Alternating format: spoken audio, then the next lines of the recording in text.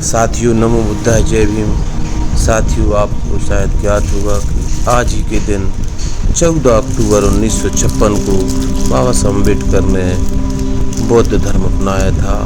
हिंदू धर्म की कुरीतियों को, हिंदू धर्म की जातिवाद को त्याग कर, हिंदू धर्म के आडंबर और अंधविश्वास को त्याग कर आज उन्होंने 22 प्रतिज्ञा दिलाई थी उन 5 लाख लोगों को जिन्होंने इनके साथ में हिंदू धर्म त्याग कर और बौद्ध धर्म अपनाया था।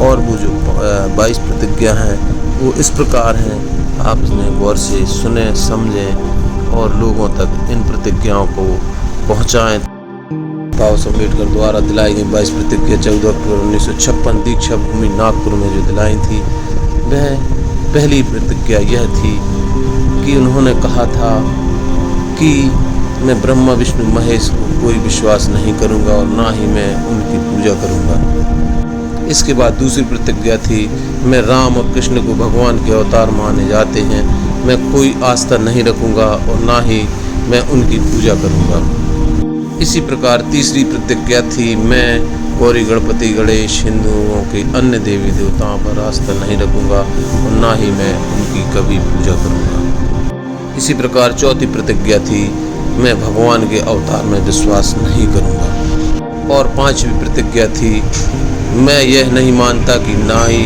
कभी मानूंगा कि भगवान बुद्ध विष्णु के अवतार थे।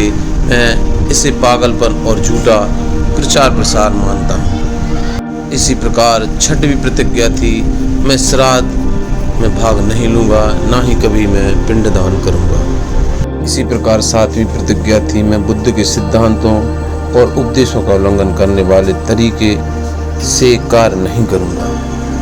इसी प्रकार बाबा साहब अम्बेडकर की 8वीं प्रतिज्ञा थी, मैं ब्राह्मणों द्वारा निष्पादित होने वाले किसी भी समारोह को स्वीकार नहीं करूँगा।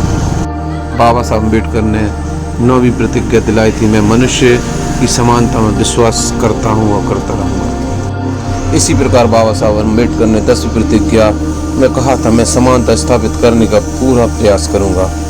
साथ ही उन्होंने 11वीं प्रतिज्ञा में कहा था, मैं बुद्ध के अष्टांगिक मार्ग का अनुसरण करूँगा।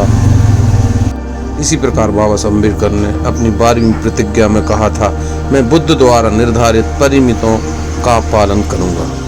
इसी प्रकार बाबा साहब अम्बेडकर ने अपनी 13वीं प्रतिज्ञा में कहा था, मैं सभी जीवित प्राणियों के प्रति दया, प्यार और करुणा रखूँगा तथा उनकी रक्षा करूँगा।